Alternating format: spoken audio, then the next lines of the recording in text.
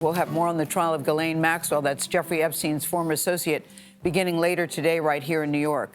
Maxwell, as you know, is accused of sex trafficking of minors and transporting a minor for criminal sexual activity. She faces a maximum of 70 years in prison. She has pleaded not guilty to all charges and insists she had nothing to do with Epstein's alleged abuse of teenage girls.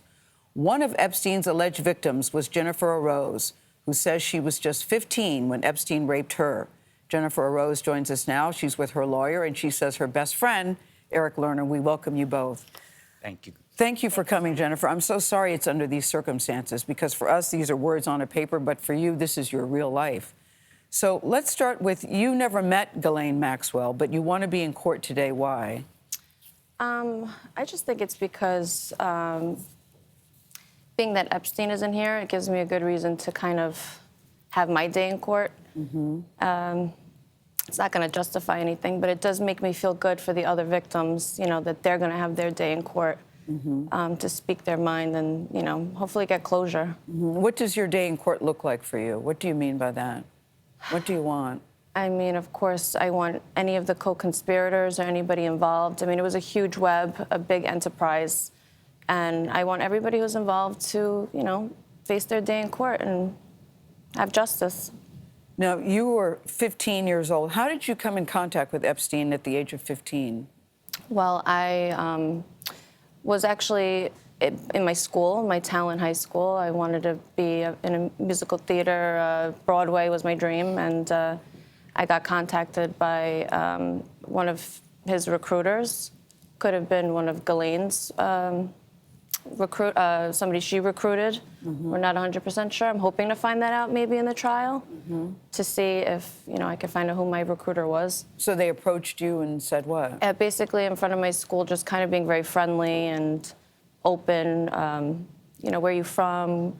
Where do you live? And then as you get more and more, just, I guess, getting to know somebody, you know, I started telling her about my father had passed tragically when I was very young, and just times were tough. I remember she'd wanted to hang out, but I was starving. If I didn't eat in school, then I would have to run home to go and have dinner because I couldn't afford like pizza or hot dog or anything. And then she introduces you to Epstein? Basically, face to face. just like after, you know, I would say over a month period, maybe a little longer, you know, she was like, I know somebody that was such a fatherly figure to me. I think, you know, it's such a blessing that you met me because he could help you in so many ways. And on top of that, he knows a lot of people in the, you know, the acting industry and all, you know. It's just, when you're that young, you're very vulnerable, you know. Now, Ghislaine has said, is pleading not guilty to all charges in this case. Again, you haven't met her, but what do you think when you hear that she's saying, I had nothing to do with this, I wasn't aware of it, I was not involved? I mean, I think if Epstein was here, I think he would have said the same thing.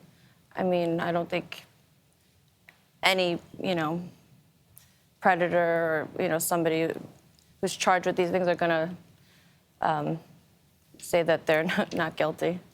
We have Eric, what do you? Go ahead. What are you hoping, Eric, to learn from this trial? Well, several things, Gail. First of all, we're hoping, as Jen mentioned, that the prosecution in pretrial filings had mentioned a co-conspirator. In the Epstein complaint, it was co-conspirators, plural. We're hoping to learn the identity of the co-conspirators, and maybe that will shed light on who Jen's recruiter was. As well, we're hoping that we learn who else was involved in this big web of people and this network, this basically sex trafficking network that is alleged by prosecution. And we're also hoping that if there's any victims who haven't come forward yet, that this trial basically gives them a voice to do that. You know, Jen, you had filed a suit against him, and you said that the damage inflicted upon you was severe and long-lasting. So how are you getting through? What does it mean, severe and long-lasting? I can only imagine at the age of 15. How old are you now, by the way? I'm 34. Sometimes I forget. I do, too. Right? I'm like, I'm always ahead. 20. Yeah, go ahead. Basically, you know, as of right now, when I was young, growing up, I focused so much on just, like, the negative. about it all and trying to get over it for such a long period of time. I think right now, like, I just want to focus on the positive of the fact that I didn't want to come forward, and I did come forward. And, you know, he helped me so much just to give me the courage. And it was hard to come forward. Of course, I was nervous. You don't want to be judged. You don't want to be not believed. You know, so the fact that I did come forward, and I am a strong woman, you know, it's not, I don't want it to define me. But at the same time, like, it helps so many other women. So it's such a blessing to know that I did, you know, speak my mind and my truth, that I got countless letters and emails.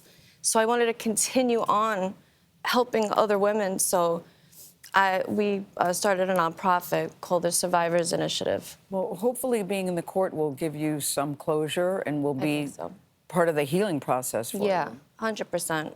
Hopefully. I think so far I'm in the right direction. And like I said, starting the nonprofit has given me a purpose, which you could find out more information on survivorsinitiative.org. And Gayle, I just want to point out that Jen was the first victim to come forward on TV making allegations that Jeffrey Epstein had raped her. So that opened the door and the floodgates for other victims to feel comfortable coming forward. Yeah, I mean, staying silent, they said, doesn't help you and doesn't help anyone else. Doesn't help anyone. We thank you for coming forward. Thank you so much. And we're following the case, too. Thank you both.